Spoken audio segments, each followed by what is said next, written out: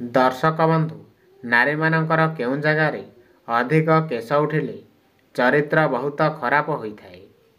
1 number जेउ कन्यार हाथ गोड़े अधिक केश रही थाए से कन्या क्रोधी क्रूर और ईर्ष्या परायणी होता है।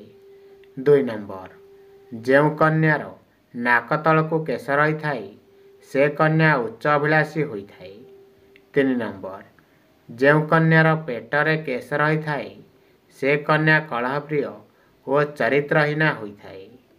4 नंबर जेउ कन्यार छाती रे केश रही थाए से कन्या स्वार्थपर और लज्जाहीन होता है। 5 नंबर जेउ कन्यार आईब्रोज केश परस्पर सहित लगालग होकी रही थाए से कन्या को केवे भी धनर अभाव होई न थाए। 6 नंबर जेउ कन्यार आखि पलंकरे छोट कला केश होता है से कन्या सौभाग्यशाली होता है। 7 नंबर दर्शक बंधु जेउ कन्यार केश लंबा और घन होता है से कन्या सौभाग्यवती होता है। 8 नंबर जेउ लोकंकर डाहाण पादरे तीर चिन्ह थाए से ज्ञानबोध और धर्मपरायण होता है। 9 नंबर कान मध्य जेउ लोकर कलाजाई चिन्ह रही थाए से लोक सुख संपद प्राप्त करिथाए। 10 नंबर जेउ लोकर बाम बक्षरे कलाजाई थिले से लोक गर्वी होता है एवं परधन प्राप्त करिथाए। 11 नंबर डाहाण हाथ कहुणी उपरे कलाजाई थिले से लोक खराब कार्य मन बलाई थाए। 12 नंबर जेउ लोकंकर बाम हाथ कहुणी तले कलाजाई चिन्ह थाए से बहुभागी हुए और सुख भोग करे।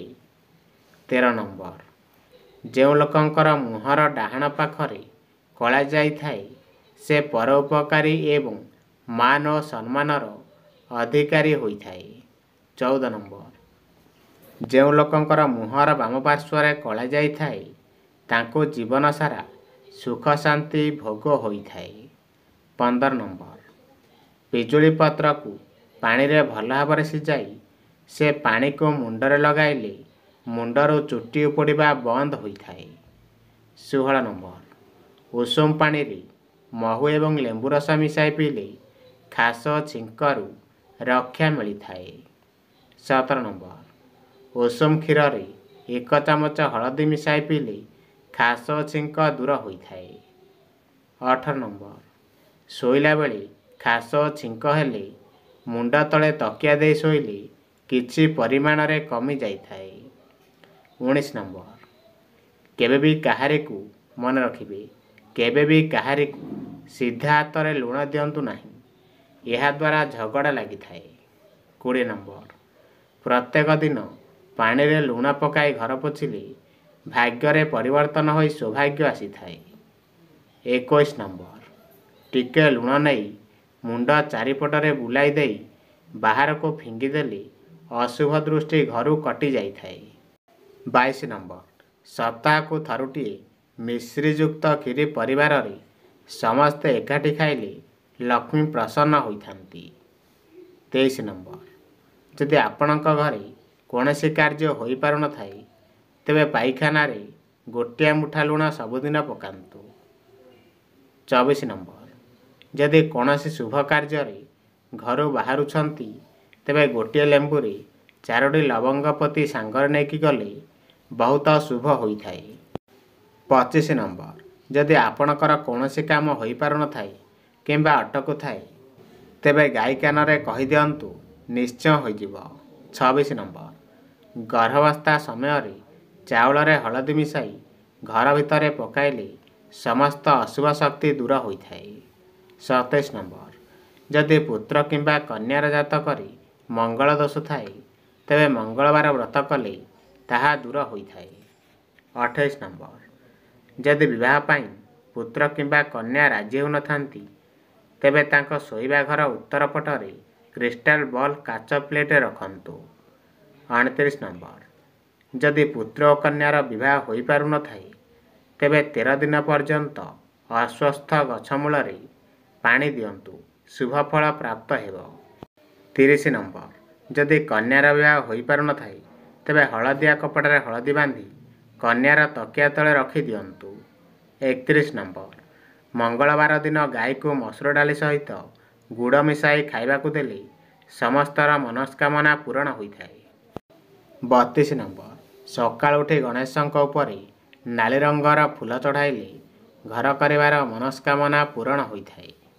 33 ନମ୍ବର, ଘରର ଛାତ ଉପରେ ଦକ୍ଷିଣ ପୂର୍ବ କୋଣରେ ପକ୍ଷୀମାନଙ୍କ ପାଇଁ ପିଇବା ପାଣି ରଖିଲେ ପରିବାରର ଆୟୁ ବୃଦ୍ଧି ହୋଇଥାଏ।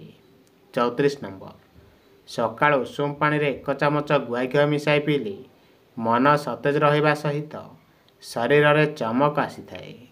35 ନମ୍ବର, ବାଦାମ ମିଶ୍ରି ଓ ମଧୁରୀକୁ ଗୁଣ୍ଡ କରି ରାତିରେ ଖାଇବା ପୂର୍ବରୁ 2 ଚାମଚ ଉଷୁମ ପାଣିରେ ଖାଇଲେ ସ୍ମରଣ ଶକ୍ତି ବୃଦ୍ଧି ହୋଇଥାଏ।